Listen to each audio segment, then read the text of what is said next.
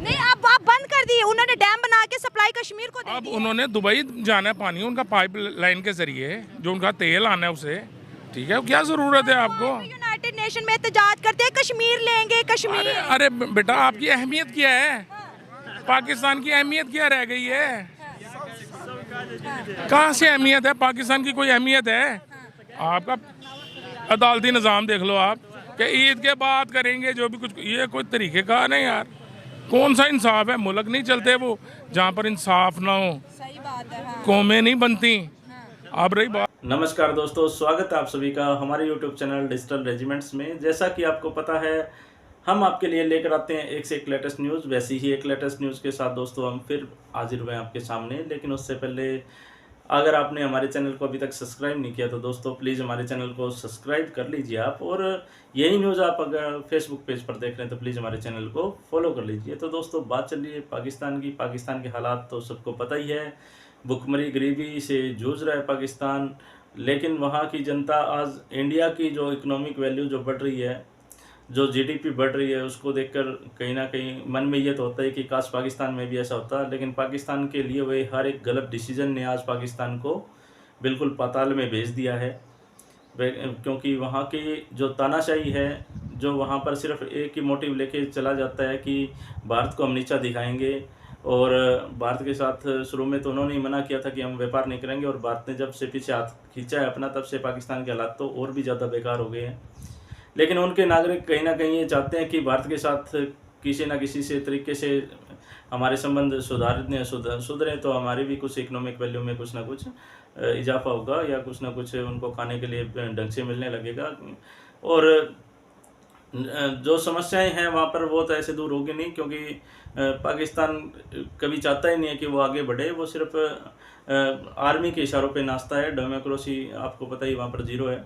News बहुत बढ़िया दोस्तों, रिएक्शंस भी आपको इसमें दिखाएंगे, तो जुड़े रहिएगा अंत तक हमारे साथ में। चलिए करते हैं न्यूज़ को स्टार्ट। वो पार्टी आ जाती है, उसके लिए हमारे लिए दिन ब दिन प्रॉब्लम्स ही क्रिएट हो रही हैं। सर, एक वक्त था कि इंडिया का हिंदू डरता था खुद को हिंदू कहने में, और आज वो पूरी दुनिया में मंदिर बना रहे, कश्मीर में मंदिर बना रहे, कितना प्राउडली कहते हैं कि वी आर हिंदू। मतलब एक वजीर आजम आता है जिसने ना सिर्फ उनकी इकोनॉमी को बदला, बल्कि उनको जो है इमोशनली भी अटैच किया अपने रिलीजन के साथ। एग्जैक्टली जो बीजेपी का अगर नैरेटिव देखा जाए, तो जो आरएसएस का कहा जाता है, अब इस चीज़ पे तो हम ऑब्वियसली उनके साथ जो डिफरेंशिएट करते हैं। हाँ। अब आरएसएस की आइडियोलॉजी है, वो है ही हिंदू सुपीरियरिटी के ऊपर, हिंदुत्व के ऊपर है, ठीक है। तो वो तो अपनी रिलीजियस सुपीरियरिटी को वहाँ पे पूरा उसको एग्जीक्यूट करेंगे। इवन कि हम जब कश्मीर पे भी देखते हैं या बाकी जगहों पे हम देखते हैं, अभी रिसेंटली जो 2-3 इंसिडेंट्स हुए हैं, उसमें ये है कि हिंदू जो राज है या हिंदू जो सुपीरियरिटी है उनको प्रायोरिटाइज कर रहे हैं। कि आप कहते हो कि दुश्मन के बच्चों को पढ़ाना है, पहले अपने बच्चों को तो पढ़ा लो।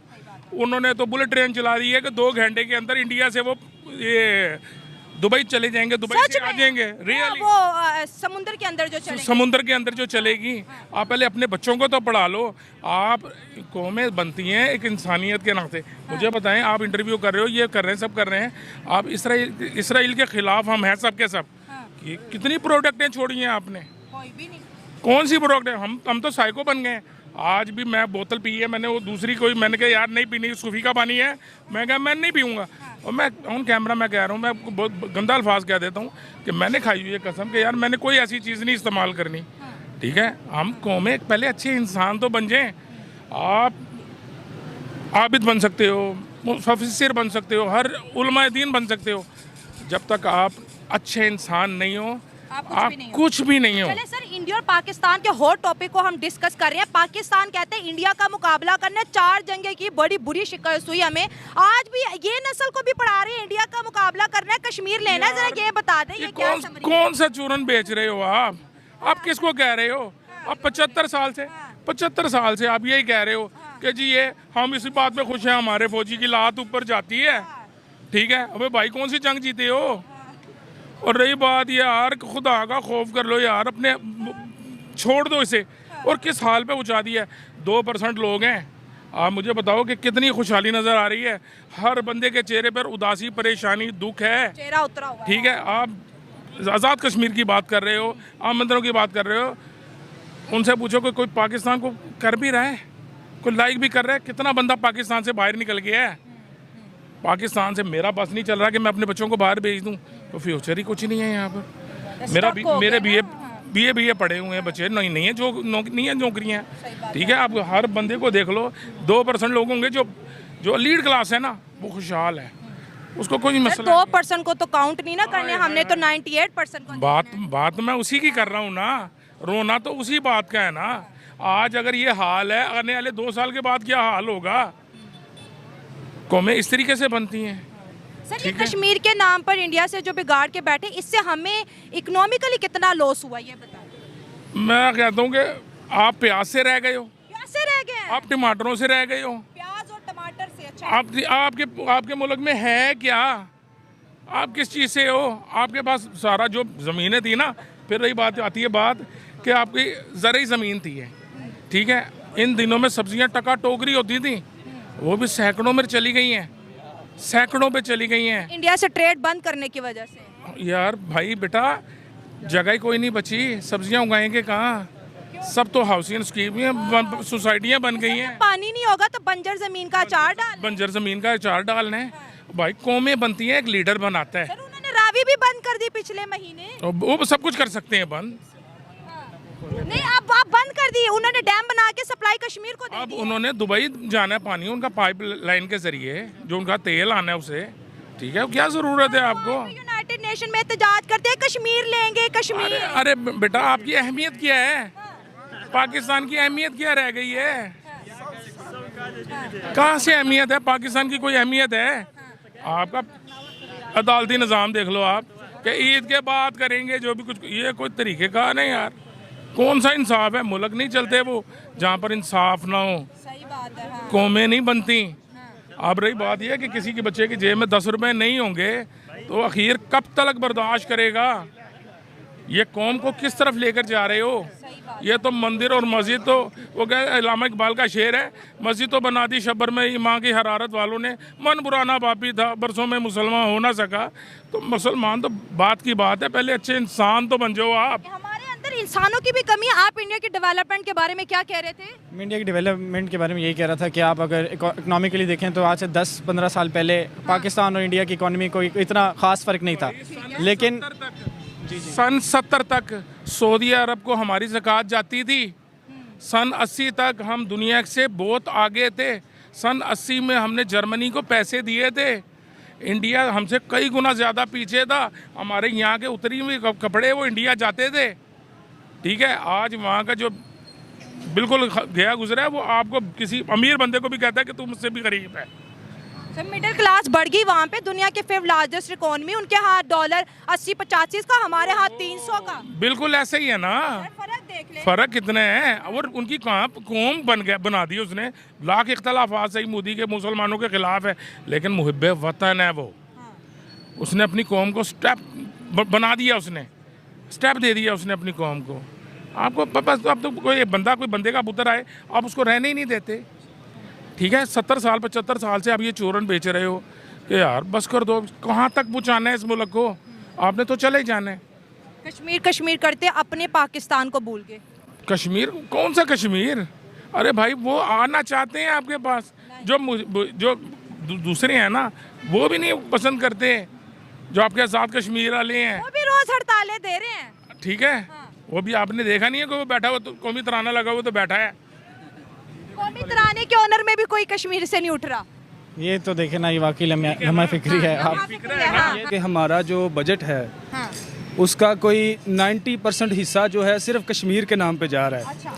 अगर आप देखें तो वो कौन ले रहा है ये भी आपको पता है। अगर आप बोलेंगी तो मैं उनका नाम भी ले दूंगा। आप ले दे नाम प्लीज। जो हमारे बजट का 90% हिस्सा कश्मीर के नाम पे खा रहे हैं। ये हम जब से पैदा हुए हैं तब से यही सुन रहे हैं कि कश्मीर के लिए लड़ रहे हैं, कश्मीर में जंग शुरू हो गई है, कश्मीर में ये हो गया, कत्लो गारत हो रही है, सिर्फ मुसलमान मर रहे हैं। तो हमारी जो पाक आर्मी है, हमारी जो फ़ौज है, वो किस चीज़ का वो बजट खा रही है? या वो सिर्फ अपनी जायदादें जजीरे बनाने में मसरूफ़ है? कश्मीरियों का उन्होंने सोचना है, ये उनको करना चाहिए। अगर आज ये जो मंदिर ख़त्म हुआ था, अगर आज वही वो काम कर रहे हैं तो पाक फ़ौज जो है वो सिर्फ़ और सिर्फ तनख्वाह इसी बात की अभी ले रही है। हमारे अंदर जो दिल में उनके लिए जो मोहब्बत है वो इसी नाम पे है कि वो कश्मीरियों को आज़ाद करवाएंगे, बाकी तो हमारी किसी से कोई दुश्मनी है ही नहीं। अच्छा, कश्मीर के नाम पे बस दुश्मनी है। अच्छा, इंडिया के साथ हमारी अभी सिर्फ कश्मीर के नाम पे दुश्मनी है। इसी बात का वो हमसे ना वो पैसा ले रहे हैं, तनख्वाहें जो हम दे रहे हैं, तो वो सिर्फ क्या हमारे ही गले काटेंगे, हमें ही कैद करेंगे, हमारे लिए ब्लैक वीगो आएंगे और हमें उठा के ले जाएंगे। क्या वहाँ पे नहीं जाएंगे, वहाँ पे नहीं लड़ेंगे?